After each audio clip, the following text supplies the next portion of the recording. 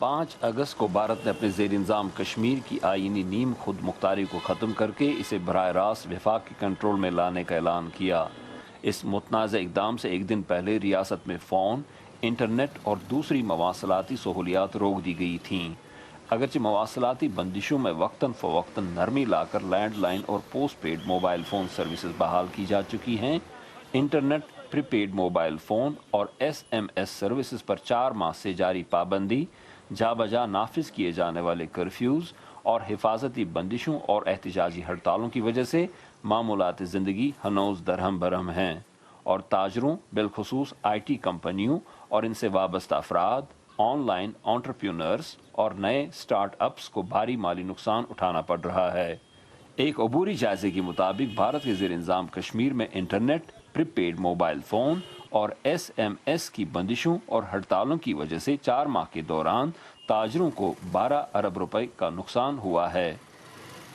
ہمارا handy craft sector جو صرف انٹرنیٹ پہ بیسڈ ہے وہ سارا بیٹھ گیا ہے، with the result 50,000 weavers and artisans اور جاب لیس۔ ہماری جو ہیریٹیج انڈسٹری ہے وہ سفر کر رہی ہے۔ 62% exports declined handy craft department کا۔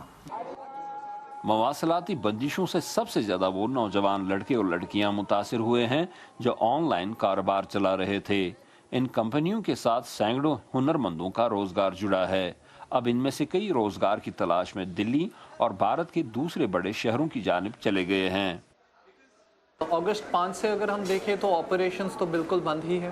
اگر وہاں کچھ بیٹر نہیں ہوتا وقت کے ساتھ یا ہمارا انٹرنیٹ ریزیوم نہیں ہوگا تو میں سوچ بھی نہیں سکتا کہ میں آگے کیا کروں گا۔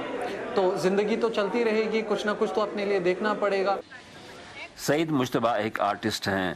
وہ اپنے اور اپنے ساتھیوں کے بنائے ہوئے فن پارے آن لائن بیچ کر روزگار کماتے تھے۔ وہ بھی یہ سوچ کر کہ کشمیر میں فی الحال کام کرنا ممکن نہیں، بھارتی دارالحکومت دلی آ گئے ہیں۔ تو ایک انپریسیڈنٹڈ سچویشن تھی جو کہ شاید دنیا میں ایسا کبھی کہیں نہیں ہوا ہے۔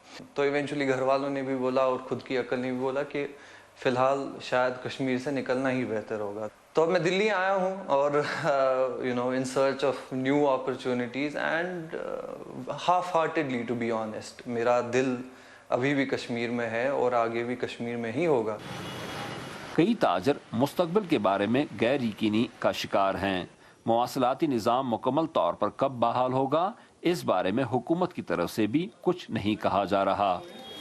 ہمارے پاس یہاں ایک نیریٹو پیش کیا گیا ڈیولپمنٹ کا، اور ہمیں وہ ڈیولپمنٹ دور دور تک نظر نہیں ہے۔ میرے خیال سے فیوچر انویسٹمنٹس، ڈیولپمنٹس، اس کے خلاف کوئی نہیں ہوتا ہے، مگر اگر آپ پروگریسو اکنامی چاہتے ہیں تو پریزنٹ بزنسز کے لیے آپ کے پاس کیا ہے، کیونکہ ریسٹرکشنز کی وجہ سے وہ سارے بند پڑے۔ اس میں کسی بزنس مین کا کوئی فالٹ نہیں ہے، and government has to come out with the ways and means.